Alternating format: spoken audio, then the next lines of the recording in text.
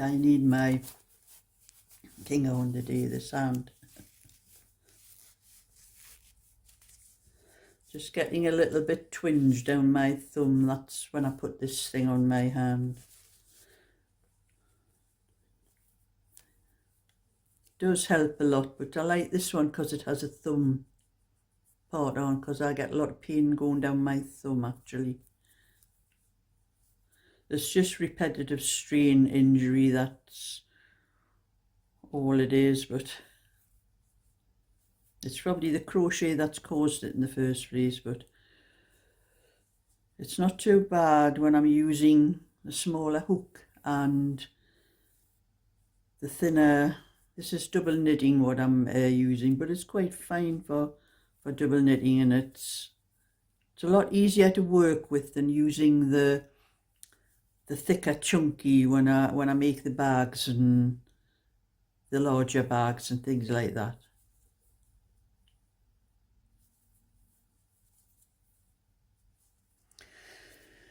But anyway, this is one of those little notion pouches I'm doing. This one's for a lady called Julie, who did ask me when I made the last ones a little while ago that if I made any more, would I keep one for her, and I forgot all about it. And was Emma asked me for the grey and white one I did, so I said she could have it, and then Julie mentioned this in a thing, so this one's for Julie. So if anybody was thinking about asking for it, don't, it's already spoken for. But I'm going to do some more. I have quite a lot of cotton. I only do these bags now. I have done them in acrylic before, but I have quite a bit of cotton actually, and I prefer to do things like this in cotton, so that's what I'll be using the up my cotton for these little bags. But I have done a little video for the grey and white one that I did. It's parcelled up ready to go to Emma. So I've done just a little bit of a video to show you, give you an idea more or less how I make it. But like I think I see in the video, I might do a full tutorial, but I've already started this one, so I'm not going to make this a tutorial of this one, but maybe it's the next one I'll do a full tutorial from start to finish, so you can see exactly how I make them. But the little video I'm showing just explains a few things and what I do in the to make these little bags. They're quite simple, there's not a lot to them actually. So I'm going to stop this video and then I'll start the video with the bag on. This is just, I'm giving you a closer look at these little bags that I do. Quite simple. I'll blow it up a little bit so you can see better. It's quite simple, and I do this, I'm working, that is the way I work it when I'm crocheting, so that I keep going, you know, this way.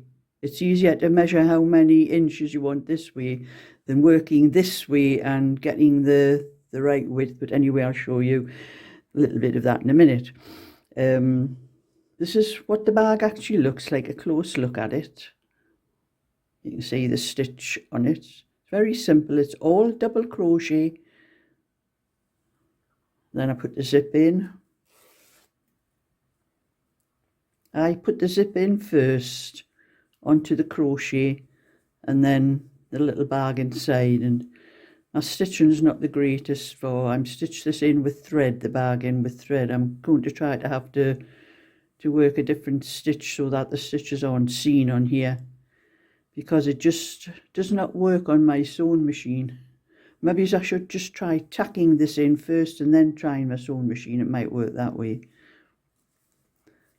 But anyway, that's what it looks like inside the little bag.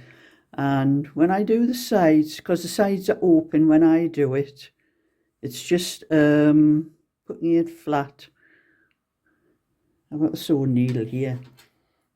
All I do, I don't crochet, I just sew it. I use a sewing needle and I go through one side of the stitch like that. I go through, say I haven't got anything on because it's already sewn, just come through the other side and then go through the next 2 stitches. That's a stitch from either side, that way like that, and then back through that way, not that far down, like that. So you're just going in like a zigzag. You go across one side, come across, back again, that way, across and that way. You don't go over. That's how I do it. But it's just all double crochet, and then I pick up the stitches all the way around the whole thing. I do 3 stitches into each corner here, go all the way around one row, and then one more row around again. When I go around the second row, I just go around each stitch. I don't do any extra stitches in the corner. I just do that in the first one. And like I'm saying, I put the zip in before I put the bag inside, and then I stitch the bag over the stitches, because I use the same wool, the white wool, to put the zip in, because I'm stitching over these stitches here. I go through one stitch there, come out in this stitch, just like a back stitch, go through there and through there, so you get all the white thread or the white wool on the other side. And I cover that with the bag that I put inside. And then this is just a little, to make it easier to pull the zip. It's just 3 strands of yarn I put through the little hole in the zip and plait it, make a little plait, and then knot it, and there you are. That's your little fringe on the end there. That's simple, but I'll show you how to do the stitch, because I have one here that I'm doing. Just a little, look, see, I may do a full tutorial of this sometime, but not with this one, because I've just started this one. This one is for Julie, just in case anyone asks for it. It's already spoken for. So I am going to do the double crochets across here. That you miss that first stitch, go into the next stitch there. And it's just 1 double crochet, the same stitch again, 2 double crochet, and you do that into every other stitch, so you miss the next stitch and go into this one, the second stitch, do the same again, 1, 2 double crochet into that same stitch, miss the next stitch, 2 double crochet into the next stitch, and that is all the stitch is. You do that on every row.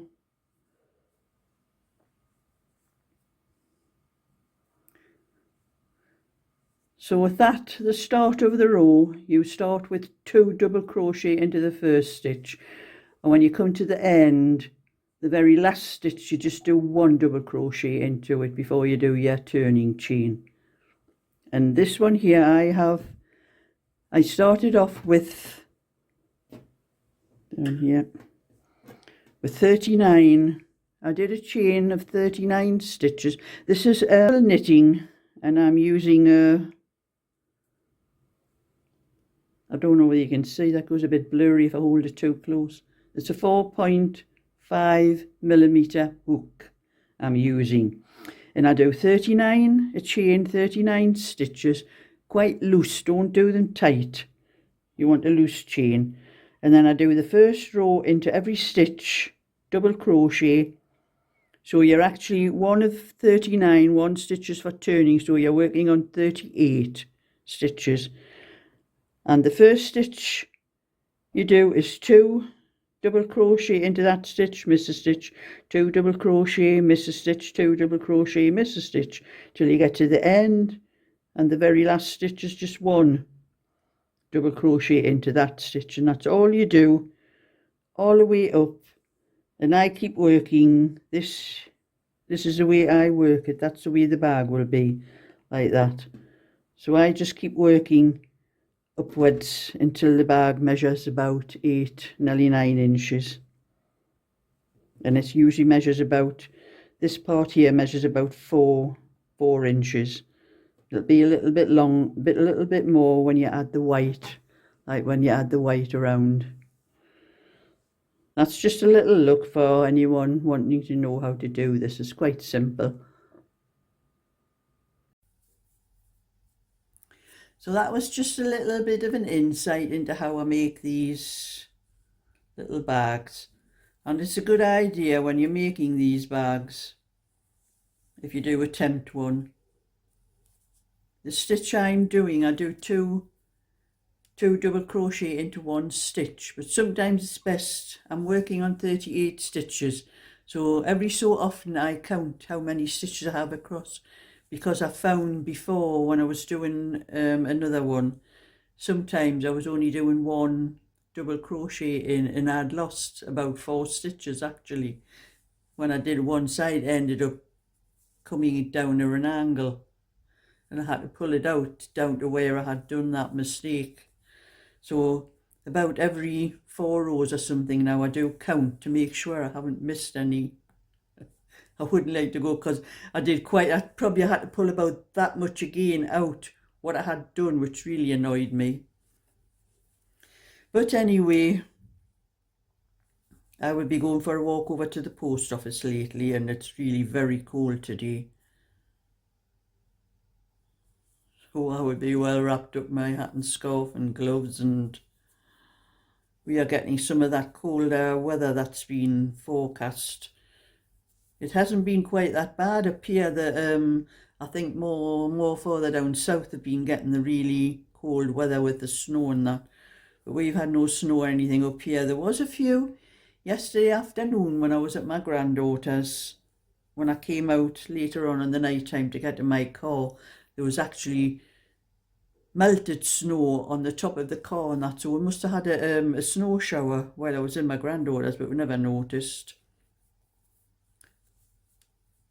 But I don't think we are going to get any snow, so it's just really cold. I think it's getting down to about -5 of a night time, which is really quite cold for us. We're not used to those sort of temperatures. So I will be well wrapped up when I walk over to the post office. And like I say, I was at my granddaughter's yesterday. I'll put that, what I'm down and doing that.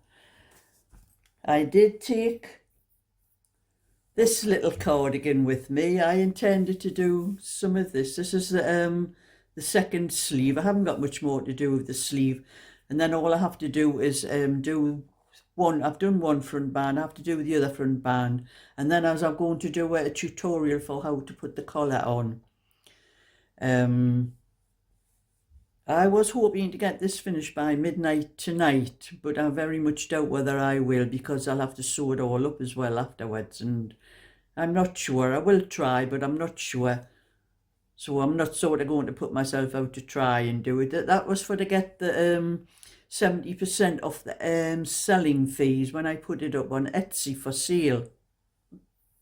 But I'm not that bothered about it. If I get it finished, I'll put it up. But if not, I'll probably just hang on to it until it comes back on the next 2 weeks. It comes up every 2 weeks, that offer on eBay, and I get it from Friday. It comes early on Friday morning. I have until the following Monday night for to use it for anything.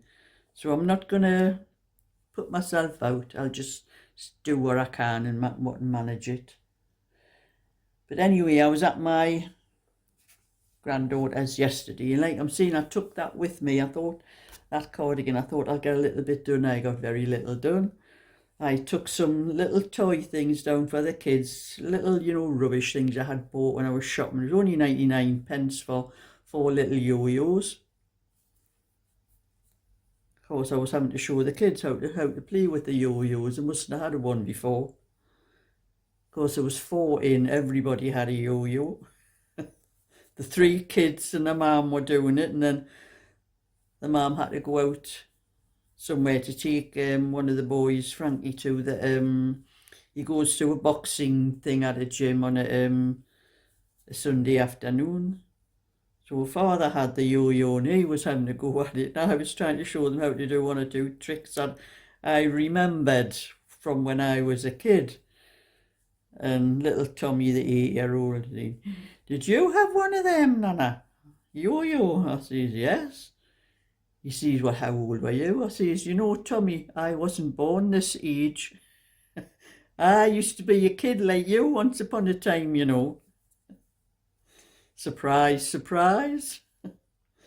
Well, with that, and then Tommy had one of those little wooden cutout things. It's like little wooden things. It was a dinosaur, and all the little pieces were in a board where you press them out to put them all together. You had to build them all up, and then you put modelling clay over them, over the dinosaur and all that. And I had bought it for him at Christmas time, I think it was. And I don't think anybody was prepared to help him with it. So I got dragged over to that. So we started doing that, and then little Eddie decided he wanted to help, and he was grabbing the wood things and thought, well, if you just press too hard, you're going to break them, you know. And he was dragging them out of my hand, and I says, look at Eddie, you leave them alone. I says, me and Tommy's looking at the instructions. I says, it tells you what number you have to press out for what part.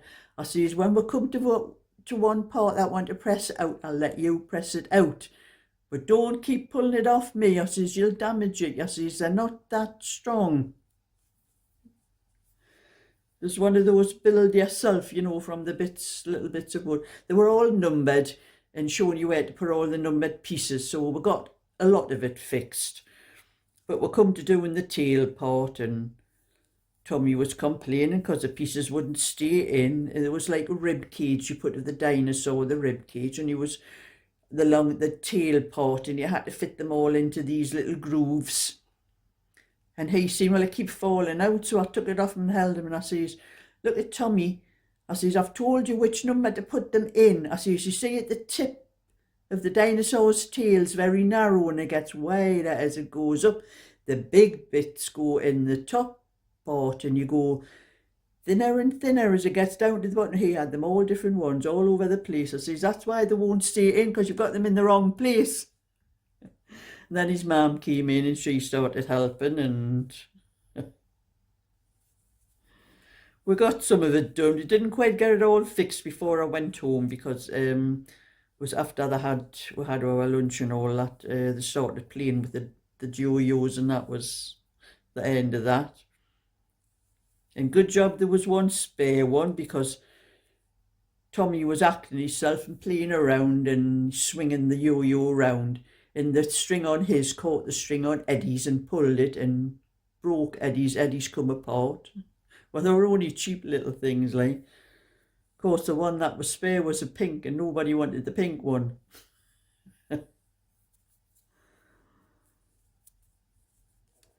So that was my afternoon. So I got very little knitting done. Not that I was bothered about it really, like, you know.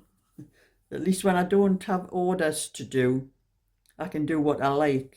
So when I go down I was going down my granddaughter's before, and I had orders to do, and I was taking the knitting down with me to get all the orders finished and all that, and couldn't really do what I wanted with the kids. But I can now. I don't have to bother, because I'm not doing orders. I'm just knitting what I want to knit.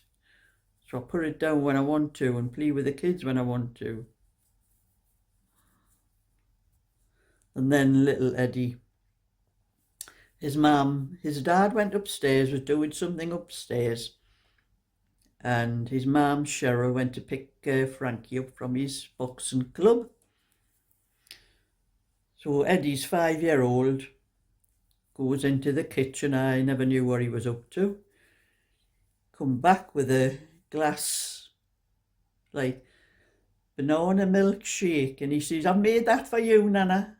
And he come back in for Tommy, made one for Tommy, and then he had one for himself. And I says, you've been using your mum's milk in there to make these. Well, I can make them. I know how to make them. So I went in the fridge and checked. I says, I hope you haven't used all your mum's milk. I said, she'll be wanting milk for cups of tea and for your breakfast in the morning when you go to school. And he's looking at me, you know, like this. And then he come back in when he had left, there was enough milk for the breakfast, only probably just enough, like. I told her mum when she come in, I says, your Eddie's been making us milkshakes, mind. She sees her face. Has he left any milk? I says, yes, there's milk, like, but. And then Eddie come to me and he says, you've been ticking me off. I says, you need ticking off, Eddie. I says, you don't go and do things like that. I says, yeah, you've got to ask your mum first.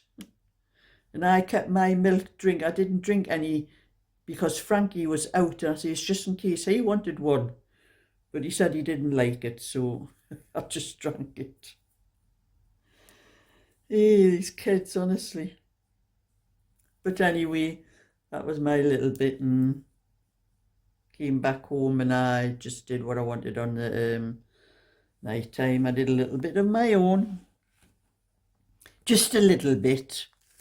I done a little bit yesterday. I moved the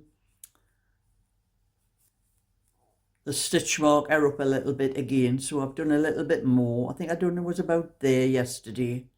I moved up to there, so I moved it from there. So that's what I did last night, that little bit. I'll get this cardigan finished one of these days. So anyway, that's my bit for today. So thumbs up and subscribe. I'll catch you all another time. So bye for now.